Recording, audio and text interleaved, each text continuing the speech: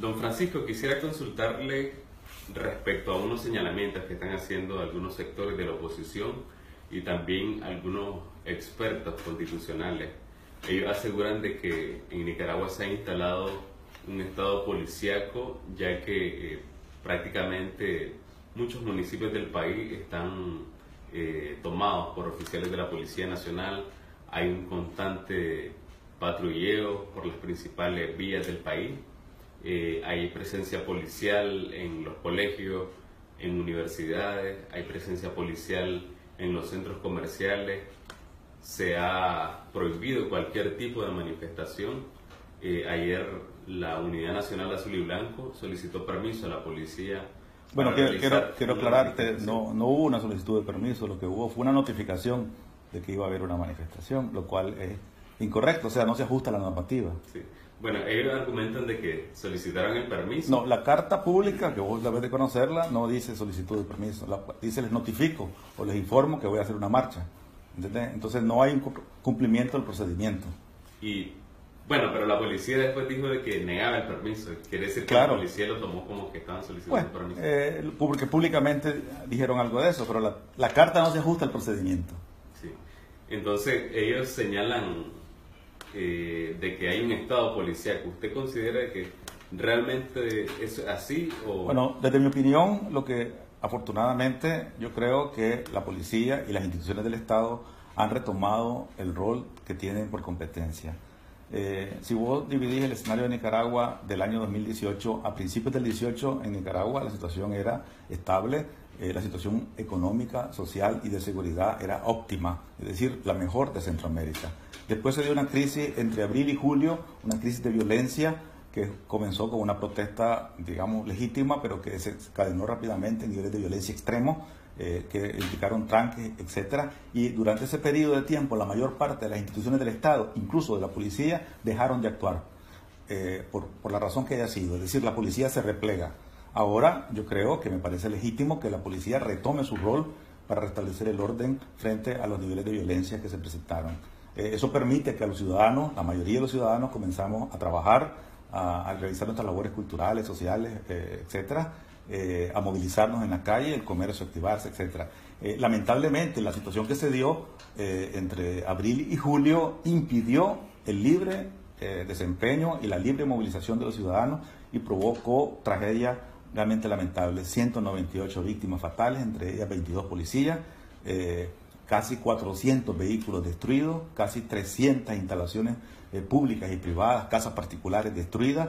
Fue un saqueo, fue una asonada, cuyo propósito, fue dicho públicamente, era destituir al gobierno legítimamente constituido. A mí me parece legítima y correcto que la gente tenga diferencias políticas. Lo que no comparto desde ningún punto de vista es que los métodos sean de violencia y de destrucción. Eso es delictivo. Y yo creo que la policía está obligada a hacer uso de los mecanismos legítimos para la persecución penal de las responsabilidades por los hechos ocurridos y además prevenir que hechos similares ocurran.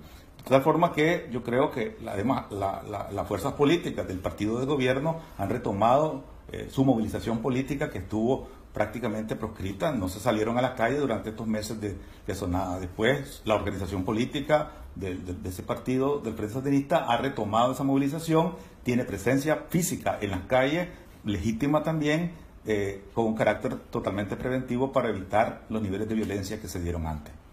¿Usted considera que no considera que es excesiva la presencia policial? Hemos visto imágenes a través de las redes sociales y algunos medios de comunicación de oficiales de la policía en centros comerciales, en colegios, en universidades, cosa que no se daba. Claro, lo que pasa es que los hechos ocurridos entre abril y julio plantearon un extremo de violencia. Y la policía, por derecho constitucional, por obligación constitucional, y el Estado de Nicaragua está obligado a preservar la seguridad pública, la seguridad ciudadana.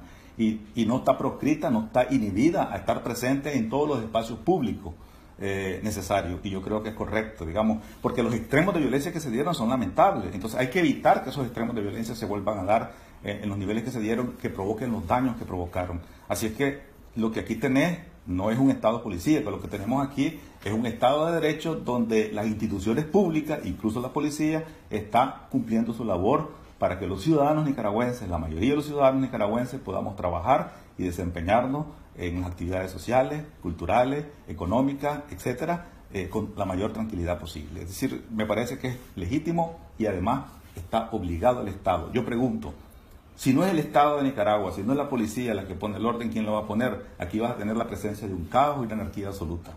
Es decir, la imposibilidad de movilizarte, y eso me parece que no beneficia absolutamente a nadie. Don Francisco, hay expertos constitucionales como el señor Gabriel Álvarez, que asegura que muchas veces la policía quiere pasar por encima de la Constitución al violar los artículos 53 y 54 de la Constitución, que le permite a todo nicaragüense organizarse, ya sea en espacios públicos o privados, y ellos ponen por encima la normativa de la policía sobre la Constitución, que permite la movilización sin previo aviso a la autoridad.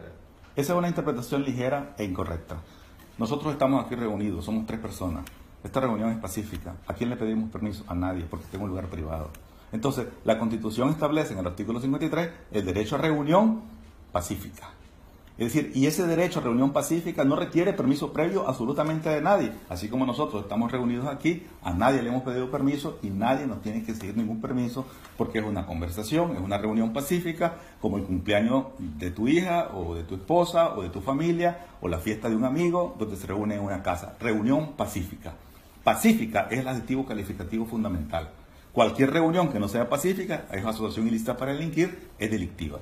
El segundo artículo constitucional habla de la movilización, manifestación, etcétera, y agrega un elemento pública. Es decir, el elemento de la movilización pública significa que estás en la vía pública, en los espacios públicos, y dice de conformidad con la ley. Es decir, te manda una normativa.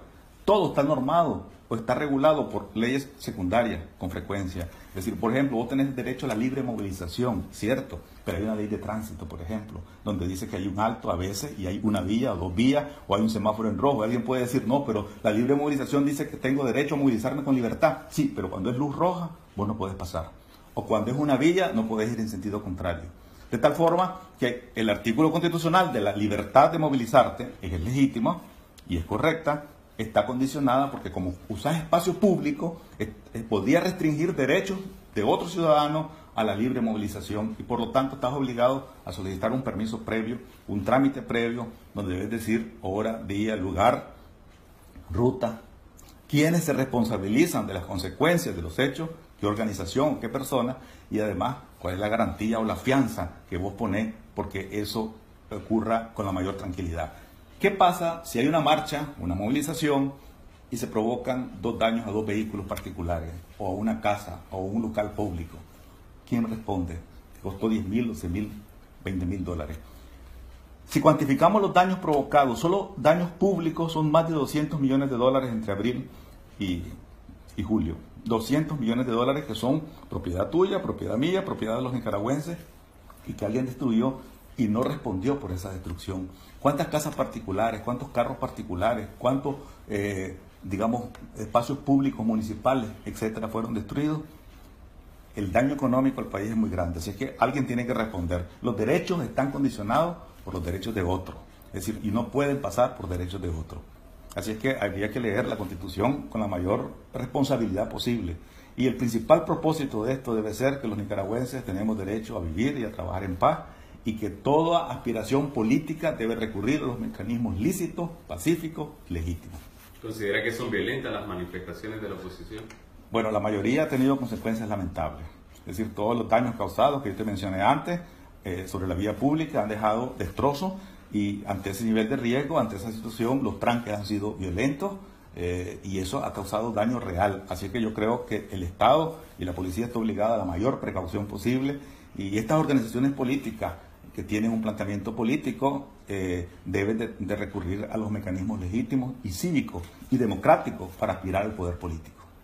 ¿Qué opina de los pronunciamientos que han hecho la Organización de Estados Americanos, la CIDH, la Organización de las Naciones Unidas? Han manifestado que en Nicaragua también se está instalando un estado policíaco. Ayer hubo un comunicado de el mecanismo de seguimiento para Nicaragua y decían de que el Estado de Nicaragua debe respetar el derecho a la manifestación, luego de que fue negado este permiso de la Claro, policía. Nicaragua tiene que respetar el derecho a la manifestación en los términos de la ley.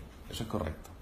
Ahora, muchos de los organismos a los que vos te referís han recogido información parcial, lamentablemente, y han ocupado una posición política sesgada y han perdido la objetividad y el balance para una solución apropiada del conflicto. Entonces, aquí tenés, cuando vos hablas de los muertos, es decir, hay 22 policías muertos para comenzar. Es decir, en el universo de víctimas, lamentablemente, hay sandinistas y no sandinistas y ciudadanos comunes y corrientes. Ese universo son ciudadanos nicaragüenses todos.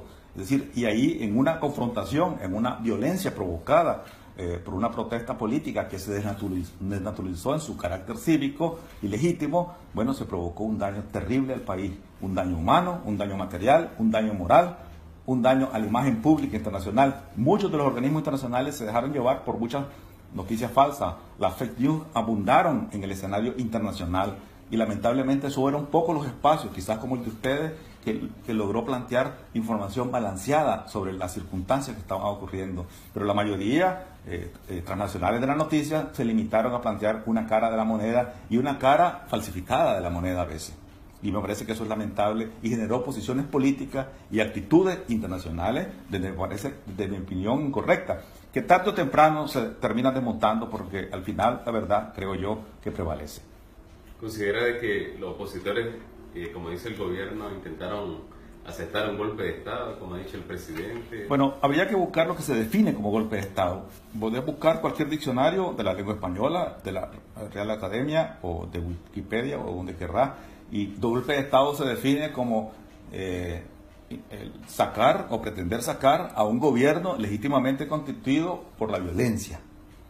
Esa es la definición de golpe de Estado. Entonces, aunque la protesta comienza con un reclamo por la reforma a la seguridad social, a los pocos días ese reclamo no es ese y simplemente se plantea que el gobierno se vaya ya. Y en la mesa de diálogo, la primera sesión quedó claro, dice, lo que vamos a negociar es que se vaya ya. Y había un acto de violencia, una situación de violencia, una provocación extrema. Por lo tanto, eso da los rasgos y las características de una definición de golpe de Estado que podés encontrar en distintos diccionarios. Sí, pues.